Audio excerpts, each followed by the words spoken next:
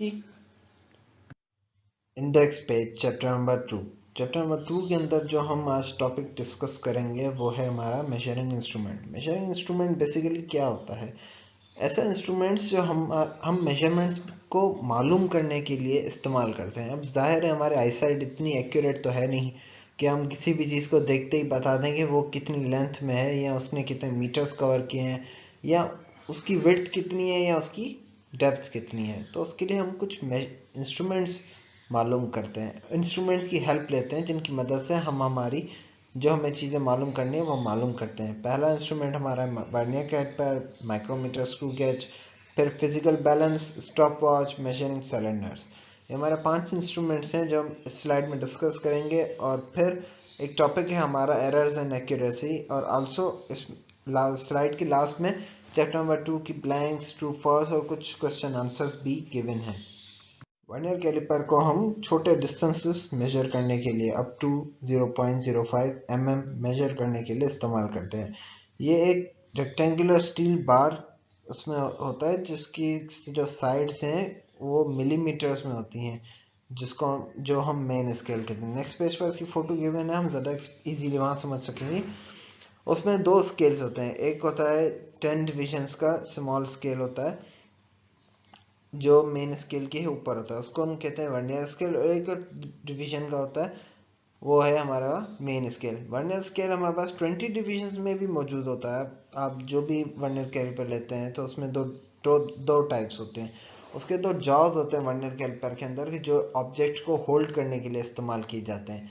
और उन्हीं 2 जॉज की नीचे वाली साइड हम ऑब्जेक्ट्स को बाहर से कवर करते हैं, और कुछ ऑब्जेक्ट्स के हम इंटरनली डाया मेजर करते हैं, उनके लिए भी जॉ की साइड्स ऊपर की तरफ गिवन है। A flat rod enables it to measure inner depth of the hollow। उसी के साथ एक रॉड भी गिवन है, वर्नियर कैलिपर में एक रॉड भी होती है जिससे हम एक उसकी हॉलो डेप्थ मेजर कर सकते हैं किसी भी ऑब्जेक्ट की, छोटे से छोटे की। ये हमारी फोटो है, ये आप देख रहे हैं इधर कुछ इंटरनल जॉस लगे हुए हैं। इनसे हम ऑब्जेक्ट के क्या कहते हैं, इंटरनली ऑब्जेक्ट को मेजर करते हैं, इंटरनल डाया, और इन जॉस से हम आउटर डाया मेजर करते हैं। ये आपके एक्सटर्नल जॉस। ये स्क्रू लॉक इसलिए होता है ताकि आप उनको रीडिंग्स को सेट कर कर और फिर आप उसको लॉक कर दें ताकि आपकी रीडिंग अपनी जगह से हिले नहीं, तो आप इजीली मेजर कर सकते हैं। ये 2 स्केल्स में होते हैं, एक इंपीरियल स्केल और एक मैट्रिक स्केल। ये डेप्थ मेजर करने के लिए होता है। हम इस ऑब्जेक्ट को जो भी जिस भी ऑब्जेक्ट की हमें डेप्थ मेजर करनी होती है, हम इस स्केल को उस ऑब्जेक्ट के अंदर लगा रखते हैं, तो और उसके बाद लॉक स्क्रू से स्लाइड उसको लॉक कर देते हैं। फिर जब हम निकालते हैं तो हम उसकी एक्यूरेटली मेजरमेंट्स मालूम करते हैं। Vernier constant basically vernier constant का मतलब है जो कम से कम डिस्टेंस हम मेजर कर सकें वर्नियर कैलिपर से। इसको इसकी वैल्यू फाइंड आउट करने के हमारे 2 मेथड्स हैं, ठीक है। एक डिफरेंस, ये एक मेथड है least count, difference between one main scale division and one vernier scale division. हमारे 2 डिविजन्स हैं जैसा मैंने आपको पहले बताया, एक है मेन स्केल डिवीजन और एक है वर्नियर स्केल डिवीजन। ये थोड़े आप एरोस पे एडजस्ट कर लीजिएगा। 2 डिविजन्स है, मेन वर्नियर स्केल डिविजन्स हमारे पास टोटल हैं 10। तो जब हम वर्नियर स्केल डिवीजन को हम उनके एक उसका अगर हम एक डिवीजन लेते हैं और एक डिवीजन मेन स्केल डिवीजन का लेते हैं और उनकी आपस में जब हम हमारे जो 10 वर्नियर डिविजन्स हैं वो अप्रॉक्सीमेटली जाकर 9 mm के स्केल 9 mm के होते हैं, और हमें चाहिए एक वर्नियर डिवीजन। तो इस तरफ जो हमारा 10 है, अगर हम इसको उस तरफ भेज देते हैं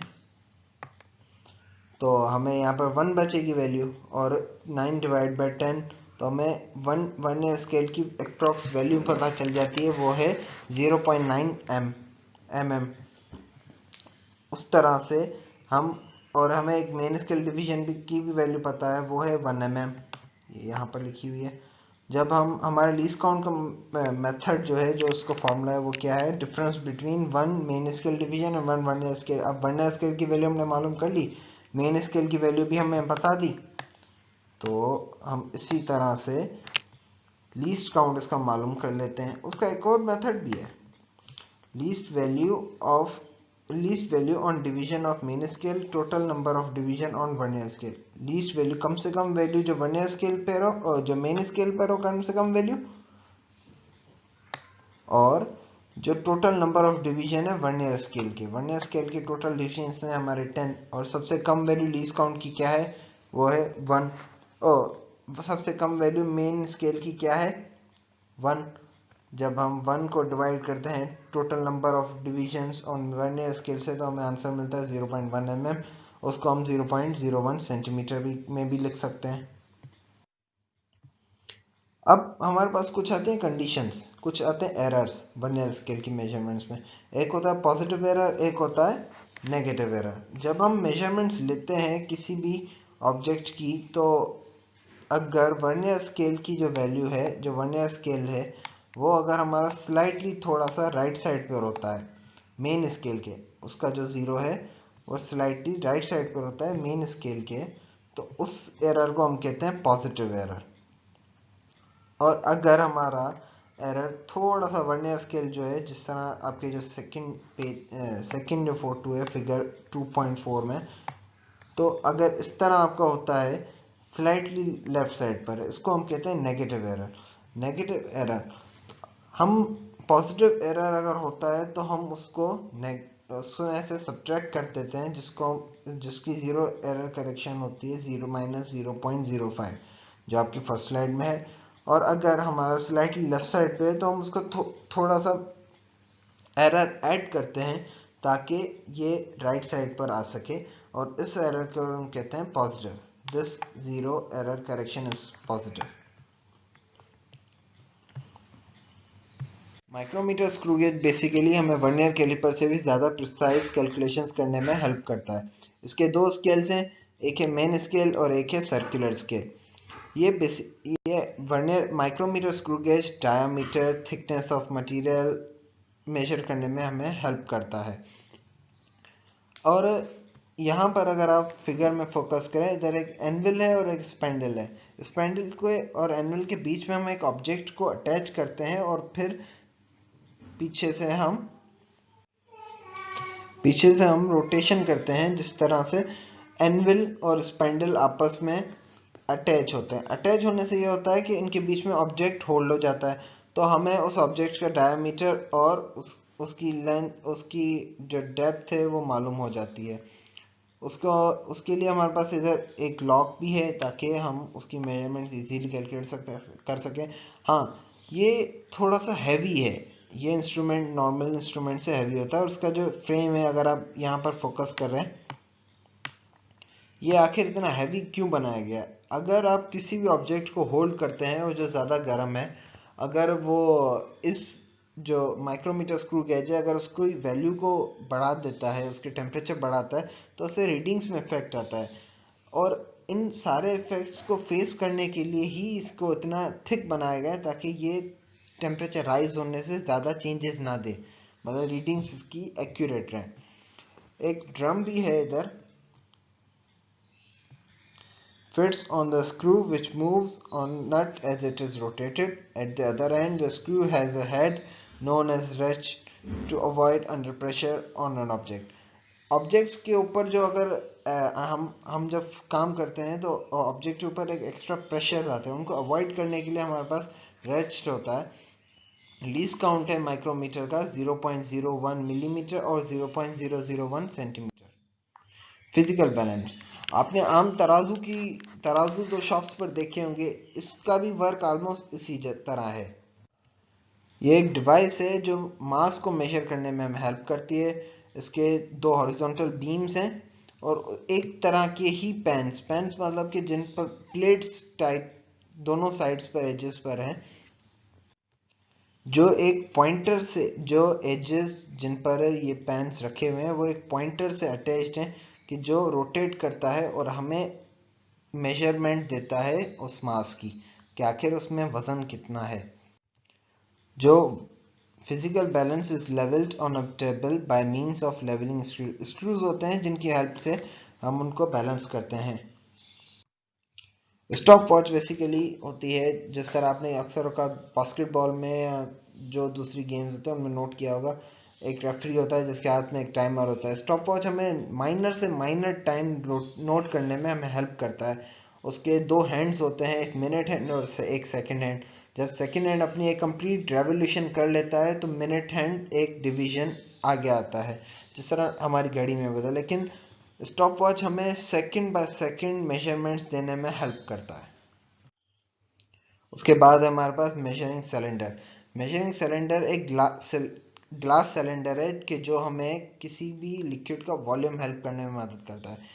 जब हम उस ग्लास सिलेंडर को डिप करते हैं उस वॉल्यूम के अंदर, उस वॉल्यूम ऑफ लिक्विड में, तो एक पानी की सतह होती है जिससे हम नोट कर अपनी रीडिंग मेजर करते हैं। हाँ, एक बात का हमेशा ख्याल रखा जाए कि आप अपनी आईसाइट बिल्कुल एग्जैक्ट सीध में रखें तो आपकी मेजरमेंट्स करेक्ट होंगी। अगर आप थोड़ी सी भी स्लाइड अप कर दें इस तरह या स्लाइड डाउन कर दें इस तरह, तो आपकी रीडिंग्स गलत हो जाती हैं। अगेन टॉपिक है हमारा errors in accuracy. Accuracy is asserting the measurements of quantities involved in a phenomena as close to actual values as possible.